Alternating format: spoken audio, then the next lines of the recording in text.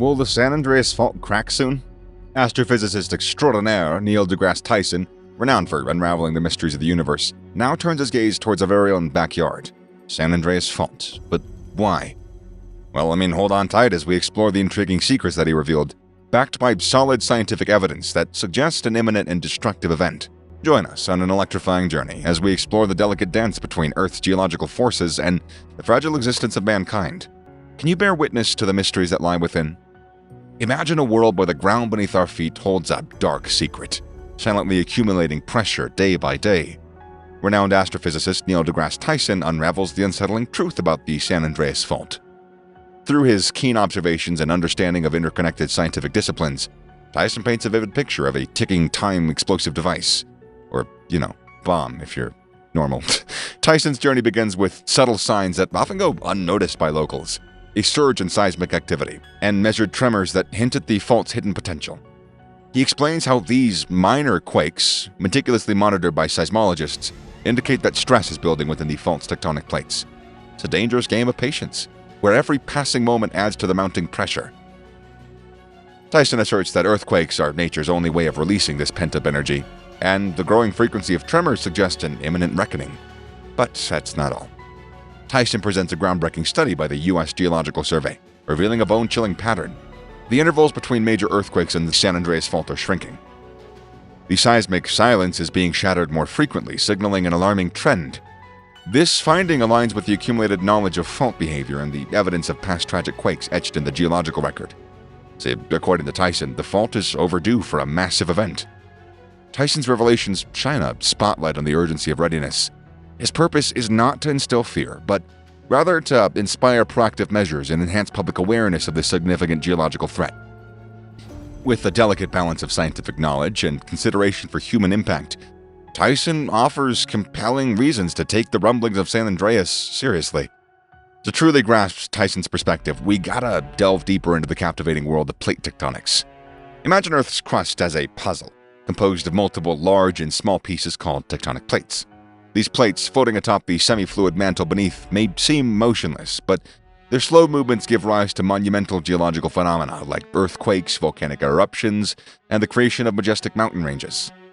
Now, let us focus our attention to the San Andreas Fault, an intriguing boundary where the Pacific and North American plates meet. Tyson's insights into the potential for a major earthquake in this region are intricately linked to this understanding of tectonic ballets that occurs along this fault line.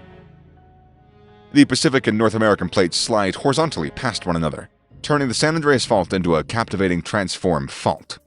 Although this lateral movement appears relatively harmless compared to the destructive vertical motion seen at convergent boundaries, it possesses the ability to unleash powerful earthquakes. Tyson often emphasizes the critical elements at play in this tectonic puzzle: the speed and the direction of plate movement. The Pacific plate moves northwest at about the North American plate at an average rate of approximately 46.56 millimeters per year. While that might sound completely inconsequential, the cumulative effect over decades can actually generate immense strain. It's here that Tyson's background in astrophysics becomes invaluable. By combining the field of seismology's data with observations and his expertise, Tyson enables us to comprehend and communicate the sheer magnitude of these otherwise abstract geological forces. The ceaseless motion of the Pacific and North American plates results in stress buildup at their boundary, periodically released as seismic energy in the form of earthquakes. However, if movement along the fault is impeded by friction, stress continues to accumulate until it eventually triumphs over the resisting force, triggering a significant quake. Tyson places a great importance on the continuous accumulation of stress, urging us to pay close attention. See, from his perspective, understanding plate tectonics goes beyond academic curiosity. It provides us with vital context, enabling us to comprehend the scale and the inevitability of geological events. This knowledge, in turn, encourages informed planning and decision-making concerning earthquake preparedness and response. Now, let's explore another facet of Tyson's reasoning: his analysis of historical earthquake patterns. Like a skilled observer of nature's rhythms, Tyson possesses a keen eye for patterns, a quality shared by many astrophysicists due to their work in deciphering the cycles and rhythms of celestial bodies. This skill proves invaluable in the study of seismic activity, where historical patterns often act as telling signs of future occurrences. Let's rewind the clock to some of history's most significant earthquakes: the devastating 1906 San Francisco earthquake and the powerful 1857 Fort Tejon earthquake. These disastrous events, both originating from the San Andreas Fault, were triggered by the accumulation of stress along the fault line. As the tectonic plates grudgingly shifted. In connection with this, Tyson unveils an intriguing pattern observed throughout history. Major earthquakes tend to occur roughly every 150 years along the southern section of the San Andreas Fault. With the last significant earthquake striking the region in 1857, it becomes clear that we're living on borrowed time according to this historical cycle. However, Tyson emphasizes that while patterns can offer insight, they cannot serve as a reliable crystal ball. The science behind tectonic plate movements and resulting seismic activities remains a complex web of mysteries. Yet Tyson's mission goes beyond forecasting doom. He aims to instill in us a deep understanding and a respect for the immense power of natural geological processes. Tyson leads us into the realm of stress accumulation, something we're all familiar with, an integral piece of this seismic puzzle. With his expert knowledge of physics and the forces of nature, he unravels the concept of potential energy building up at the meeting point of the Pacific and North American plates. Like a coiled spring ready to unleash its stored energy, stress accumulates when the plates momentarily lock due to friction. And when the breaking point is reached, a release occurs, triggering seismic waves that shake the foundations of our world. While stress accumulation is an ongoing thing, unstoppable forces driven by plate movement, Tyson emphasizes the importance of preparedness and comprehension. Attempting to halt or prevent these natural processes is futile. Instead, he urges us to study and identify these areas of concentrated stress, known as asperities, which often serve as epicenters for significant earthquakes. By understanding the intricate dynamics of stress accumulation, we gain the knowledge needed to implement effective preparedness strategies and safeguard against the devastation that nature may unleash. Tyson's consideration on infrastructure vulnerability paint a vivid picture of the potential consequences if the San Andreas Fault were to crack. It is not just about the raw power of an earthquake. It's also about the fragility of our built environment that's cause for concern. Our cities, our towns, with the intricate infrastructure networks, were not designed to withstand the immense forces unleashed by a major seismic event. Modern building codes have provisions for seismic activity, but the majority of structures were constructed before these regulations were put in place. That means that our structures, our bridges, our roads, our airports, our seaports, are not adequately equipped to withstand the devastation that an earthquake like this might cause. The impact on transportation systems alone could cripple rescue and recovery efforts, causing severe disruptions and economic consequences that ripple far beyond the affected region. Tyson's perspectives go beyond just pointing out vulnerabilities. They urge action. He advocates for retrofitting older buildings to meet modern seismic safety standards and implementing innovative engineering solutions to enhance infrastructure resilience. The message's clear. We gotta adapt our built environment to the dynamic nature of the Earth, rather than ignoring or resisting any changes. But Tyson's concerns don't stop at the seismic activity. He draws fascinating connections between seismology and climatology, revealing the intricate interplay between Earth's natural systems. Climate change, with its far-reaching effects, could indirectly impact seismic activity. As glaciers and polar ice caps melt due to human-induced climate change, mass redistribution on Earth's surface triggers processes like isostatic rebound. This rebound, coupled with rising sea levels, has the potential to alter stress regimes along fault lines, potentially leading to increased seismic activity. Tyson's observations emphasize the complexity and interconnectedness of our planet's systems. Even though the San Andreas Fault may not be directly affected by sea level rise, the intricate relationship between Earth's different systems underscore the need for a comprehensive understanding of how they influence seismic activity in various regions. While climate change and human actions may exert some influence on seismic activity, Tyson emphasizes that the primary force behind earthquakes remains rooted in tectonic shifts. However, in our ever-changing world, comprehending these potential influences takes on paramount importance.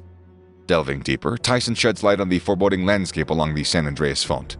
Tyson directs our attention to various activities that contribute to this phenomenon. Notably, the extraction of natural resources like oil, gas, and coal alters the stress distribution within the Earth's crust. Such changes can induce ground subsidence, potentially setting off seismic events. Tyson frequently cites instances where mining activities have directly correlated with seismic incidents. Among the practices that he highlights, hydraulic fracturing, commonly known as fracking, emerges as a significant topic of discussion. This process involves injecting pressurized fluid into the Earth to extract fossil fuels, occasionally triggering seismic events of varying magnitudes. Also, turns out that our seemingly harmless disposal of wastewater from oil and gas extraction can have a startling consequence. By injecting water deep into the ground, we inadvertently increase the pressure in the rocks, acting as a lubricant on faults, and paving the way for potentially catastrophic earthquakes. But wait, there's more. Tyson unravels another mesmerizing revelation, where the weight of water held behind massive dams can alter the stress on the Earth's crust, leading to a seismic activity known as reservoir-induced seismicity. These eye-opening examples serve as more than just fascinating anecdotes. They remind us of the immense power that we hold to disrupt nature's delicate balance. Tyson's plea for responsible management of our natural resources resonates with urgency. It's a call to arms, urging us to embrace sustainable practices in industries like mining and oil extraction. The need for stricter regulations to prevent the unwarranted triggering of seismic events has never been more crucial. Tyson emphasizes the importance of considering human-induced seismicity and its potential impact on the San Andreas Fault. While he doesn't believe that it'll directly trigger a major quake, he does urge us to broaden the discussion to include earthquake preparedness and environmental responsibility. Our interactions with the environment have consequences, and this is true even seemingly during unrelated actions that can contribute to increased seismic activity. When discussing the possibility of the San Andreas Fault cracking, Tyson often brings up earthquake prediction technology. Despite significant advancements in the field, he maintains a healthy skepticism towards the idea of accurately forecasting earthquakes. While acknowledging the progress made in monitoring ground movements, analyzing seismic waves, and developing computer models on tectonic behavior, Tyson cautions against relying too heavily on these tools for precise earthquake prediction. Tyson's doubts stem from the intricate nature and ever-changing dynamics of Earth's geological processes. You see, earthquakes are the result of a complex interplay of numerous factors within a non-linear system. Predicting exactly when and where they're going to happen is an immensely daunting task, even with the aid of advanced technology and valuable data. It's like trying to solve a puzzle with missing pieces, essentially. But here's the thing, false alarms and missed predictions can have dire consequences. Just imagine the chaos and the economic turmoil that could ensue from an incorrect forecast of a major earthquake. On the other hand, failing to anticipate one could lead to the devastating loss of life and property. It's a delicate balance, and Tyson, being the astrophysicist that he is, knows firsthand the challenges of making predictions in complex and ever-changing systems. That being said, Tyson's skepticism doesn't extend to the importance of earthquake preparedness. He emphasizes the need to be proactive and ready for such events because when it comes to the safety and the well-being of the people, it's better to be safe than sorry. Tyson passionately advocates for the integration of technology in creating early warning systems. These systems act as guardians, granting precious seconds to minutes of crucial time before the destructive tremors strike. It's a race against time. It's a race against nature, where every second counts in the battle to protect lives. But Tyson's vision doesn't stop there. With a twinkle in his eye, he urges the pioneers of engineering to push the boundaries of innovation in building design, construction. From base isolation techniques to flexible building materials, he envisions a world where structures stand strong against the relentless force of earthquakes. It's a symphony of science and creativity where human ingenuity dances hand in hand with nature's wrath. And yet, amidst the marvels of technology and the boundless potential of engineering, Tyson humbly reminds us of their limitations. Like a wise sage, he stresses the need for balance, acknowledging that our tools are very, very valuable, but they alone cannot bear the weight of our expectations. It's a delicate equilibrium between our aspirations and the raw power of the Earth itself. In the midst of this gripping exploration, Tyson's insights take an unexpected turn. His gaze shifts from the realms of science to the human realm, preparation and response. Drawing upon his vast scientific knowledge and understanding of society, he unravels the secrets of readiness in the face of impending seismic events. With words that should resonate deeply within, he guides individuals, communities, and governments towards a path of resilience. It's a pretty profound call to action, urging us to stand united in the face of adversity. In this tale of resilience, Tyson unveils the first chapter, personal preparedness. Imagine understanding the risks that loom over us and the steps that we could take to shield ourselves from their devastating consequences. Picture securing heavy furniture, assembling a well-stocked disaster kit brimming with essential supplies like food, water, and medical provisions, and crafting a comprehensive family emergency plan. These measures, seemingly simple yet crucial, can be the very lifeline that keeps us all afloat in the face of chaos. But, our odyssey isn't going to stop there. Tyson guides us to the heart of the community, where education serves as a beacon of hope. Schools and community organizations bear the responsibility of disseminating information vital to earthquake safety. It is through their efforts that drop, cover, and hold on drills become second nature, ingrained in the fabric of our lives, muscle memory in an unfortunate sense. Yet Tyson's wisdom extends further, unveiling the hidden gem of community resilience. By fostering strong social connections and networks, we forge bonds that withstand the most challenging of trials, offering solace and support in the aftermath of a disaster. Now, let us shift our focus to the grand stage where governments and institutions take center stage. Tyson reminds us of their pivotal role in earthquake preparedness and response. Building codes serve as guardians. They ensure that structures are fortified to withstand the relentless tremors of the earth. Investments in resilient infrastructure manifest as fortified hospitals, fire stations, and emergency operation centers, silently standing as beacons of hope amidst the chaos. Beyond brick and mortar, Tyson underscores the indispensable need for robust disaster response plans. A symphony of effective communication, meticulous evacuation procedures, and resource management dances in harmony orchestrated to perfection. Yet, the symphony has to adapt, has to evolve. For no two earthquakes are alike, demanding flexibility and resilience. However, Tyson's perspective on preparedness and disaster response goes beyond practical considerations. His approach to disaster response is truly captivating, as he highlights the crucial role of science and the need for ongoing research into earthquakes and tectonic activity. According to him, science is an indispensable tool in our quest to protect ourselves from natural disasters. By understanding seismic activity, we can alleviate fear. We can enhance our preparedness, something that I would assume we would all like. So Tyson emphasizes that earthquakes are natural things. They are occurrences that are an inherent aspect of our dynamic planet, and expanding our knowledge about them can help mitigate their impact. In his critique of media and misinformation, he raises several thought-provoking points. Firstly, he highlights how the media often sensationalizes earthquake predictions, opting for attention-grabbing extreme scenarios that diverge from the scientific consensus. This sensationalism leads to unwarranted panic and confusion amongst the public. He also condemns the prevalence of pseudoscience in media coverage of earthquakes, encompassing unfounded predictions, unsupported theories, and misinterpretations of scientific data. Such misinformation misguides the public, and it erodes trust in authentic scientific findings and predictions. Furthermore, he points out the media's tendency to portray scientific uncertainty as a lack of understanding. He stresses that uncertainty is it's an intrinsic part of the process. It's part of science, reflecting on the intricate nature of natural phenomena and the ongoing journey of scientific exploration. Misrepresenting this uncertainty only adds to public perplexity and skepticism. Tyson's insights shed light on the captivating intricacies of disaster response while exposing the pitfalls of media sensationalism and misinformation.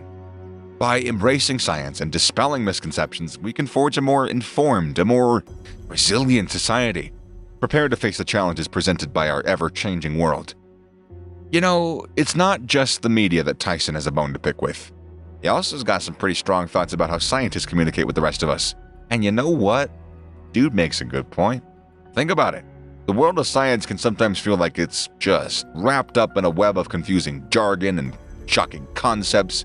It's like trying to decipher a secret code just to understand what they're talking about. But here's the thing. Tyson believes that scientists have a responsibility to bridge that gap and make their work accessible to all of us. After all, what good is a groundbreaking discovery or piece of research if it's only understood by a select few? He is all about scientists sharpening their communication skills and stepping up to engage with both the public and the media. It's all about accurate representation and getting the message out there in a way that, we can actually understand, because most of us we're not that smart in that sense. We're not that learned. And you know what? It's not just on the scientists. I do have to say that after what I just said. Tyson reminds us that we got a part to play too. Yep, me, you, your mom, everybody. He's a big advocate for media literacy, which basically means that we gotta be smart consumers of information. We gotta be at least this informed. I'm holding up my fingers right now. We gotta question what we're being fed, seek out trustworthy sources, and know the difference between one study or opinion and the widely accepted scientific consensus. It's all about being savvy and making informed decisions based on the best available evidence. Now here's the interesting twist.